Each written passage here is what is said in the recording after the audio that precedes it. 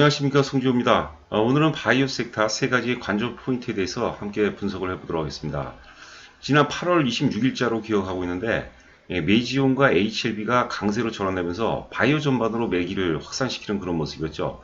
아울러서 신라젠과 헬릭스미스가 같이 동반 강세를 보이면서 바이오 전반으로 매기를 또 확장을 시키는 그런 모습이었어요. 우리가 후속주 차원으로, 예를 들어서 셀리별이라든가 한올 바이오파마, 특히 이제 알테오젠을 많이 강조를 해드렸는데, 바이오 전반의 어떤 그 볼륨이 더 커지는 모습이죠. 이제 오늘 같은 경우는 이제 5G라든가 반도체 관련주들, 특히 이제 국산화 수혜주들이 강세를 보이면서 서로 이제 주도권 다툼을 하고 있죠. 그러면서 이제 바이오는 조금 상대적으로 이제 강도가 떨어지는 그런 모습인데, 메지온이 역사적 신고가를 돌파했다는 것은 굉장한 의미가 있다고 이제 보는 거죠. 자, 화면 보시면서 설명드리도록 하겠습니다. 세 가지 관전 포인트. 첫 번째는 주도주 메지온의 역사적 돌파. 돌파했고요, 오늘. 지속적으로, 지속 가능성이 있느냐가 중요한 것이고, 메지온이 만약에 계속해서 상승 랠리를 이어간다면, 바이오의 어떤 새로운 형태의 주도주 논리를 제시할 수 있다고 보는 거죠. 제가 사실 유튜브 방송을 하면서 HLB가 단기적으로는 더 많이 급등했는데, 메지온을 강조를 굉장히 많이 했어요. 메지온이 HLB보다 사실 하루 먼저 올라왔습니다. 그의 차이가 굉장히 큰 거거든요. 주식이라는 게 우리가 좀 복잡하고 혹은 랜덤하게 움직이는 것 같지만 굉장히 일정한 메커니즘이 있다는 것이죠. 약세 국면에서, 바이오 전반이 약세 국면에서 가장 먼저 치고 올라갔다는 것은 굉장한 상징성이 있다는 것이죠. 좀 투박한 논리로 말씀드린다면 그만큼 힘이 강하고, 힘이 강하다는 것은 매집력이 강하다는 것을 의미하고, 매집력이 강하다는 것은 자금이 풍부하다는 것이죠. 풍부한 자금에 걸맞는 또 정보력이 있다는 것이죠. 그래서 HLB보다 먼저 매지온이 출발했다는 것은 굉장한 의미가 있고, 물론 제 개인 논리겠지만 바이오 전체의 어떤 그 주도주는 단연코 메지온이 아닌가 이렇게 생각이 되고 있습니다. 물론 이제 HLB 같은 경우도 같은 우리가 동반 연장선상에서 해석을 해야 되겠죠. 아울러서 이제 앞서 말씀드린 바와 같이 신라젠이라든가 헬릭스미스가 이제 초강세를 보이면서 바이오 전반의 어떤 볼륨이 확장되는 그런 모습이 아닌가 이렇게 생각이 됩니다. 그래서 먼저 이제 메지온을 한번 살펴보도록 하겠고요.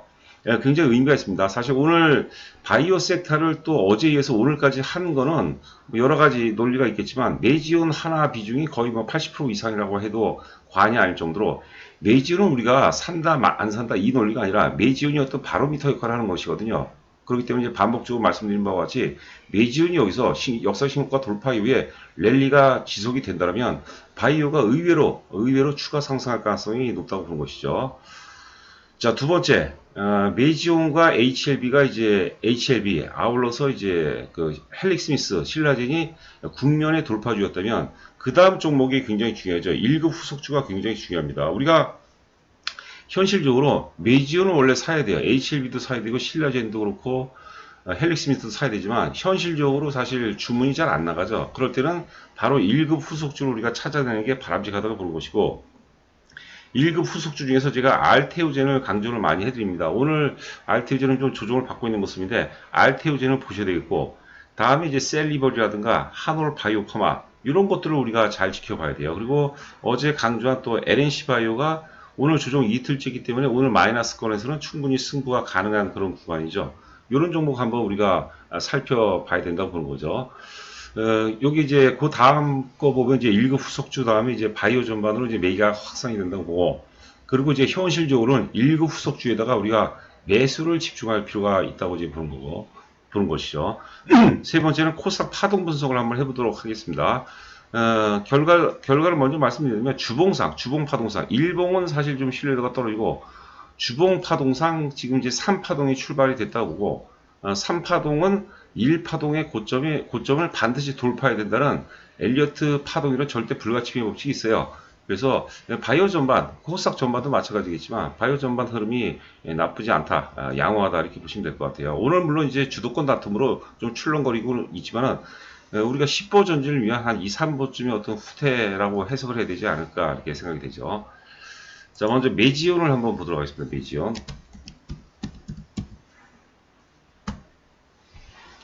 자, 현재 지금 6% 올랐네요. 16만 2천 원인데요. 요 고점이죠.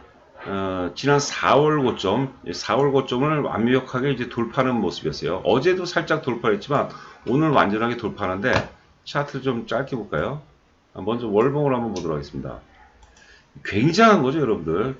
그 주가가 역사적 고점이라는 게 뭐죠? 우리가 상장일의 최고 고점을 의미하는 거죠. 상장일의 최고 고점을 돌파했다는 것은 존재하지 않았던 새로운 영역에 도전한다는 것을 의미하는 거죠. 그 시세 원리상 이것은 굉장히 중요한 겁니다. 그 주도주라는 것은 특히 이제 시대적 주도주, 시대적 뭐 급등주 이런 것들은 반드시 역사적 고점을 돌파하기 마련이에요. 여전히 사실 그 바이오 삼상 연이은 삼상 실패했던 트라우마 혹은 이제 불확성이 이제 많이 지배를 하고 있는데 그런데도 불구하고 메이지온이 역사 고점 돌파했다는 것은 굉장히 의미가 있다고 보는 거고 시세 원리적인 차원으로 접근한다면 메이지온은 역사적 고점 돌파 이후에 아무리 못 가도 100% 이상 가야 된다고 봅니다. 자, 일봉을 다시 한번 보도록 하죠. 여러분들 제 유튜브 방송을 지속적으로 보신 분들은 기억을 하실 거예요. 우리가 얼마큼 오를 것이냐는, 얼마큼 오르냐는 어떻게 조정을 받았느냐에 의해서 결정이 된다고 이제 보는 거죠. 메이지온 같은 경우는 지난 6월 말이죠. 6월 말에 엄청난 악재가 터졌죠. 이때 뭐 바이오 전반이 다 폭락을 했죠. 그러면서 누군가는 사상 최대 거래가 터졌는데 누군가는 엄청나게 많이 팔고 누군가는 또 엄청나게 많이 샀어요. 자, 여기서 이제 항상 떠오르는 게 이제 조셉 그랜빌 이론이죠. 그 악재와 불신에 의해서 매집을 한다는 거죠. 주식이란 것은 악재 크기가 크면 클수록 매집이 강할 수밖에 없어요. 물론 이제 악재가 터진다고 무조건 사면 안 되겠죠. 대륙 주식은 악재 크기가 크면 클수록 큰 세력이 달라붙기 마련인 거죠. 그리고 두 번째죠. 이 급등주는 매도세의 소멸과 함께 탄생이 된다고 보는 거죠. 매도세가 언제 소멸이 되나요? 악재죠. 그것도 이제 아주 커다란 악재가 터지면은 거기서 바닥을 짜고 그때서부터 이제 대세가 출발한다고 이제 보는 거죠. 그게 이제 비교를 한다면 예를 들어서 RFHC를 한번 보도록 하죠. 제가 RFHC의 급등 논리도 그런 식으로 말씀드렸던 거죠.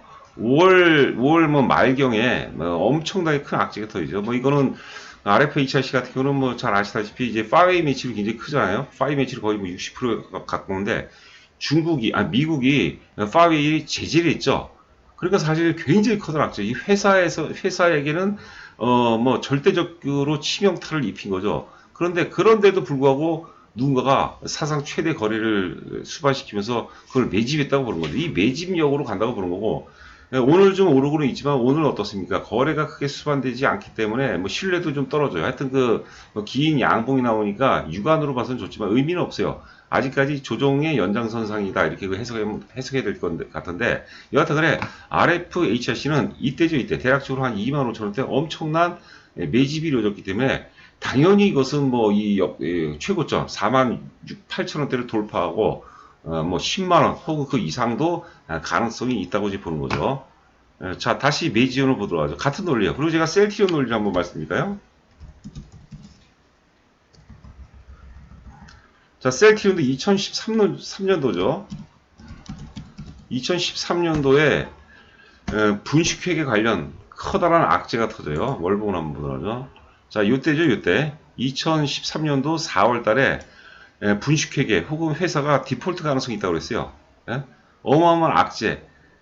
그리고 이제 거기서 사상 최대 거래가 터지는데 이때가 대략적으로 이제 뭐 10,000원대까지 빠졌는데 저는 셀트리온이 그리고 이제 최고점이 38만원까지 올라갔는데요. 셀트리온이 38만원대까지 급등할 수 있었던 결정적인 논리를 몇 가지를 제시하라 라고 얘기한다면 저는 당연히 가장 우선순위로 이 매집 논리를 먼저 말씀을 드리고 싶습니다. 주식이라는 것은 우리가 여러분들 이건 고민을 많이 해야 돼요. 본질이 아니라 어떤 이슈로 가는 거예요. 이슈로 셀트리온이 38만원까지 갔다가 뭐 10만원까지 10만원 초반까지도 빠지지 않았습니까? 본질은 바뀐 게 없어요. 이때 특히 이제 2017년도 크게 오를 때 이때는 이제 바이오 전반이 셀트리온만 가는 게 아니라 바이오 전체가 다 올라갔죠. 이때는 바이오가 굉장히 커다란 어떤 이슈가 됐다는 것이죠. 막 얘기가 살짝 좀 빗나갔는데 여하튼 간에 메이지온도 우리가 같은 연장선상으로 메이지온의 여기하고 지금 셀트리온은 2013년도 4월하고 메이지온의 지금 좀 전에 우리가 대량 거래 터진 그 지역하고 같은 논리로 해석을 해보자는 것이죠. 자, 매지온. 그렇다면 지금 세력 입장에서 지금 평균 매집 단가를 대략 한 10만원 정도라고 보죠. 10만원 정도라고 보면은 10만원에서 지금 한 60% 올랐거든요. 60% 오르려고 그 어마어마한 리스크를 끌어안지는 않아요, 여러분들. 예? 이런 그 매집과 분산의 어떤 메커니즘을 보고 앞서 우리가 셀티로는 뭐 2만원, 만원대에서 만원, 2만원, 2만원대입니다. 죄송합니다. 2만원대에서 38만원까지 올라갔거든요. 거의 뭐 40만원이니까 2000% 가까이가 올라갔죠. 그러면 지금 매지온이 16만원에서 사실 뭐 한 30만원 정도 얘기해도 굉장히 어때요? 굉장히 소극적으로, 방어적으로 지시하는 가격대가 되는 것이죠. 이 매지온을 산다 안 산다 떠나서 그런 논리로 한번 접근해보자는 것이죠. 그래서 바이오의 그 내면의 질을 이렇게 우리가 살펴보면은 의외로 굉장히 무서운 어떤 그 상승 논리가 숨어 있을 수 있다는 것이죠. 자, 그리고 최근에 어제도 그렇고 오늘도 그렇고 좀 출렁이기는 하지만 거래가 많이 터지지 않죠. 예, 사실 우리가 이런 트라우마를 갖고 있다면 웬만하면 많이 던져요. 그런데 이게 적은 거래량으로도 양봉을 만들 수 있다는 것은 매도세가 약하다는 것이죠. 매도세가 약하다는 것은 그만큼 매집이 잘 돼 있다는 것을 의미합니다. 예, 여러분들 단연코 지금 바이오는 뭐 물론 셀티온도 중요하고 삼성 바이오로직도 중요하고 하지만 단연코 매지온이 있어 모든 바이오의 권력은 매지온으로부터 나온다라고 해도 과언이 할 정도로 매지온의 역할은 굉장히 중요합니다. 물론 이제 강론상으로 좀 조정받다 갈 수도 있고 좀 더 깊게 빠졌다 갈 수도 있겠지만 이 논리는 여러분께서 명심하셔야 돼요. 매지온 우리가 흔히 알고 있는 논리에 넘어서 또 다른 어떤 새로운 거대한 무서운 그런 상승 논리가 숨어 있을 수도 있다고 이제 보는 거죠. 자, 그 다음에 파동을 먼저 보도록 하죠. 파동. 자, 코스닥입니다. 코스닥 주봉으로 한번 보도록 하죠. 일봉은 좀 신뢰도가 떨어지죠. 자, 코스닥 파동을 보면은 뭐 우리가 흔히들 엘리어트 파동론을 적용을 한다면 하락 파동이죠. 하락 A파, B파, C파죠. C파의 끝. 굉장히 어떻습니까? 공포가 지배했죠. 공포와 절망감이 지배하면서 아주 면도날 같은 코스닥 540포인트에서 아주 면도날 같은 바닥을 확인했어요. 현실적으로 여기를 깰 가능성은 좀 희박하다고 봐야 되겠죠. 물론 뭐 시장을 우리가 예단하기는 그렇지만 540이 절대 바닥이라고 보면 되고 또 바이오 전반이 뭐 셀트리온이라든가 혹은 삼성 바이오로직스, 셀트리온 헬스케어 이런 것들이 다 8월 6일입니다. 8월 6일 날 다 바닥을 대부분 다 확인했습니다. 그리고 파동론으로 아까 주봉상 파동이 상승 3파동 출발이라고 하는데 1파동, 2파동, 3파동이네, 3파동. 그런데 3파동은 반드시 1파동의 고점을 넘어가야 돼요. 고점이 얼마입니까? 여기가 이 고점이 고가가 651포인트거든요. 지금 634포인트입니다. 뭐 여기 얼마 차이 나는데 반드시 여기를 넘어가야 된다고 보는 거죠. 그러면 이번에 3번 파동은 700포인트를 향해서 상승할 가능성이 없다고 보는 거죠.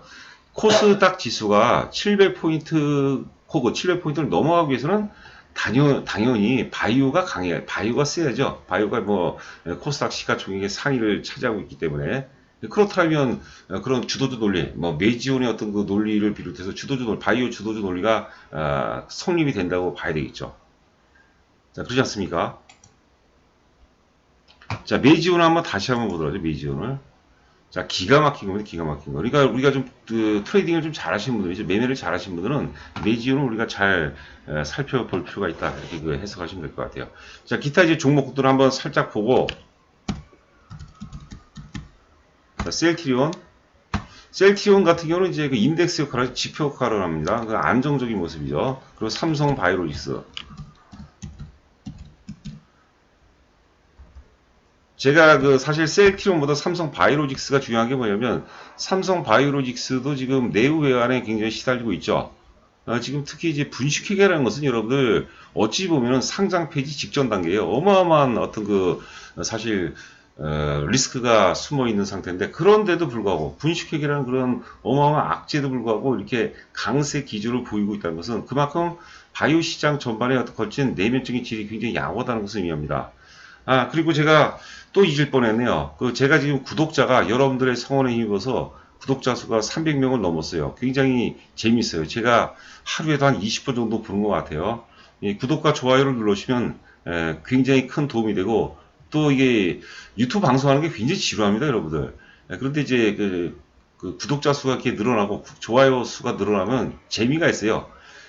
사실 그 동력 중에 제일 큰 동력은 저는 재미라고 생각해요. 제가 이제 호모 루덴스 이런 거에도 좀 관련 서적도 많이 읽었는데 여하튼간에 여러분께서 구독과 좋아요를 누르시면 저희에게 많은 힘이 됩니다. 부탁드리고요. 자, 삼성 바이오로직스.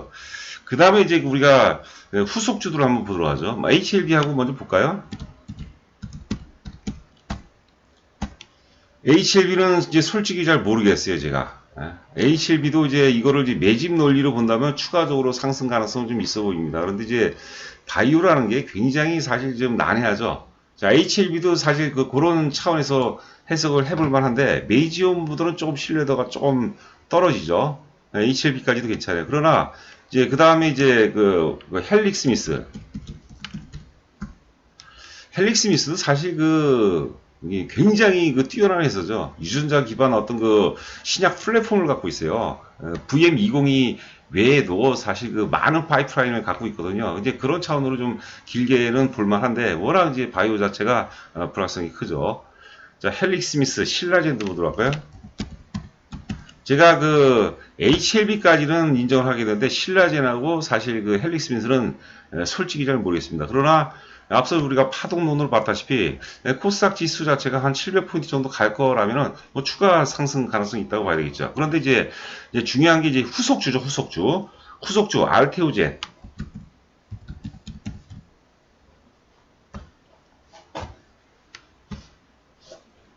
자, 알테오젠은 오늘 한 3% 정도 빠지고 있는데요. 저는 이제 후속주로서 알테오젠이 굉장히 좋은 요건을 갖고 있다고 생각해요. 뭐 여러 번 이제 강조해드렸지만 오늘 또 방송을 처음 듣는 분을 위해서 간단하게 이제 말씀드리면요, 이게 이제 알테오젠이 뭡니까 셀티론하고 비슷한 구조가 또 겹치는 게 하나 있죠. 바이오 시밀러죠. 바이오 시밀러가 있고 그 다음에 바이오 베타라고 해서 이거는 이제 개량 바이오 신약을 의미하는 거예요. 알테오젠의 핵심은 SC 제형을 개발해. SC 제형이 이제 우리가 지난번에 셀티론도 한번 공시에 나왔었죠. 우리가 램시마 같은 거 한번 이제 치료를 받으려면 반나절 이상을 갖다가 닌겔 형태를 맞아야 되는데 SC 제형은 뭐냐면 그냥 주사기에 꼽는 거예요. 얼마나 간편합니까? 이거를 이제 알테오젠이 SC 제형을 이제 개발해서 기술 수출이 임박했다고 보는 거죠. 이제 근데 그거 외에도 알테오젠은 이제 ADC 기술이라는 게 있어요. 항체하고 약물 결합체 신약 플랫폼을 갖고 있거든요. 이런 것들이 우리가 삼상 실패에 따른 그런 트라우마가 굉장히 많지 않습니까? 그런 것들은 우리가 좀 피할 수 있다고 보는 거죠. 알테오젠, 월봉 한번 보도록 할까요? 굉장히 의미가 있습니다. 월봉 같은 경우도 다른 거에 비해서는 상대적으로 안 빠진 거예요. 안 빠졌다는 것은 그만큼 알테오젠에 개입된 세력의 힘이 크기가 세다는 것을 의미를 하는 거죠. 그 다음에 어제 봤던 이제 LNC 바이오 한번 들어가죠. LNC 바이오는 올해 실적이 굉장히 좋습니다. 지금 어제 조정받고 조정 이틀째 사자고 그랬어요, 제가. 그러니까 오늘서부터는 이제 사 들어가려면 하죠. 올해 실적이 굉장히 좋습니다. 바이오가 이런 바이오가 없거든요. 올해 실적이 굉장히 좋죠. LNC 바이오. 그 다음에 이제 두 종목 정도 더 보도록 하죠. 셀리버리 한번 보죠. 셀리버리.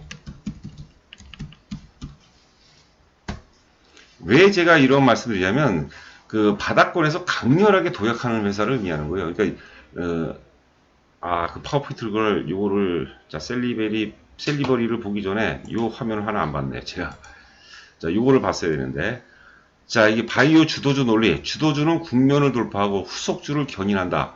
국면을 돌파한 것은 HLB하고 메지온이 돌파를 했죠. 저는 이제 순서를 메지온으로 먼저 두고 싶어요. 여기는 메지온을 뒤에다 뒀네요. 후속주를 견인하는데 제일 국면 돌파죠. 주도주를 따라잡기가 부담되니까 바로 다음에 주도주가 뭐냐. 이런 것들을 우리가 살펴보자는 거죠. 자, 이 약세 국면이라는 표현은 뭐냐면 바이오 전체가 다 빠지는 약세 국면이었는데 제일 먼저 치고 나간 게 메지온이에요. 메지온. 그 다음에 같이 출발했죠. 메지온 다음날 HLB가 출발했거든요. 그 다음에 이제 헬릭 스미스라든가 이제 신라젠이 같이 동참하면서 바이오 랠리가 지속이 되는 그런 모습이었죠. 그 다음에 제일 이게 국면 돌파주 주도주 역할이고, 그 다음에 인덱스는 이제 셀티론이라든가 삼성 바이오니아 같은 경우는 이제 인덱스 역할을 한 건, 지표 역할을 한 거고, 1급 후속주가 뭐냐, 1급 후속주. 두 번째 급으로 강한 게 뭐냐. 이게 바로 이제 알테오젠이라든가 LNC 바이오, 셀리버리, 한올 바이오 파마라고 보는 거죠. 그렇죠. 두 번째, 그러니까 바닥권에서 가장 강렬하게. 근데 이런 것들이 대체적으로 보니까 다 글로벌 핵심 경쟁력을 다 보유하고 있는 그런 업체들이에요. 자, 하여튼 여기 그림 보면 헬릭스미스 3상 실패 이후 8월 26일 날 메이지온이 먼저 출발하면서 8월 26일자로 매도의 극점, 셀링 클라이마락스죠. 매도의 극점을 통과하면서 바이오 전반이 전반적으로 다 강세로 전환됐다는 것을 표현한 겁니다. 자, 이게 시간이 20분을 넘어가면은 저장하는데 시간이 굉장히 많이 걸리는데 셀리버리는 이제 양리 물자를 생체인으로 전달하는 기술이에요. 그런 플랫폼을 갖고 있죠. 또 이를 적용한 어떤 단백질 소재 신약 후보 물질을 개발하는 회사거든요. 굉장히 세계적인 기술을 갖고 있습니다. 제가 나중에 또 이제 바이오 관련해서 더 재밌는 얘기들을 많이 해줄 거예요. 셀리버리, 그 다음에 한올 바이오파마. 한올 바이오파마도 바닥권에서 굉장히 강렬하게 움직이는 그런 모습이죠. 한올 바이오파마도 오늘 공시가 나왔어요. 안구 건조증 치료제 신약이죠. 임상 3상 돌파 가능성이 굉장히 높다는 공시가 나왔어요. 이것도 예전 같으면 우리가